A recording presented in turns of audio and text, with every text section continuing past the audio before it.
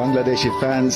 আমাকে যারা বলে যে ভাই আপনি ক্রিকেট ছেড়ে ফুটবল আলেন কিনা, আমি বলবো ভাই মানে আমার ব্লাডের ভিতরে রক্তের ভিতরে ক্রিকেট মিশে গেছে, কখনই ক্রিকেট ছাড়তে পারবো না, কখনো।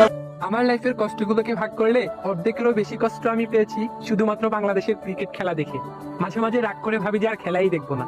এরপরও কেন জানি বাংলাদেশের খেলা হলে যখনই টেলিভিশনে বেজে ওঠে আমার সোনার বাংলা আমি তোমায় ভালোবাসি, তখন কেন জানি আর নিজেকে ধরে রাখতে পারি না। বাংলাদেশের খেলা চলতেছে, খেলা দেখবো না? পরীক্ষা থাকুক, ঝড় থাকুক, তুফান থাকুক, বাংলাদেশের খেলা মিস করা যাবে না। দলটা তো দিন শেষে আমাদেরই। সেটা যদি 10 নাম্বার দলও হয়, কোন দল সাপোর্ট করবেন? নাম একটাই, বাংলাদেশ। কেউ ভালো খেলুক, খারাপ খেলুক, আমাদেরই খেলোয়াড়, আমাদেরই দল। আমরা সব সময় দলের সাথে থাকবো, রাগ করব, অনেক ক্ষোভ অভিমান থাকবে, কিন্তু দলের সাথে থাকতে হবে। কারণ হেরে গেলে রাগ অভিমান, তারপর আবার বাংলাদেশের ম্যাচ আসলেই সেই একই আওয়াজ, গলা উঁচিয়ে বলা বাংলাদেশ বাংলাদেশ। এই হলো লাল সবুজ দলটার ফ্যানদের চিরচেনা চরিত্র।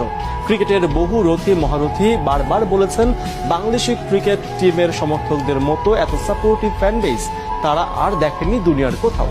তারপরও সমর্থনের প্রতিদান দিতে গিয়ে লাগাতার ব্যর্থ হয়ে চলেছেন লিটন কুমার দাসরা। 17 কোটি মানুষের আবেগ নিয়ে লিটনদের চিল দেখতে দেখতে কি কাটবে সমর্থকদের বেলা?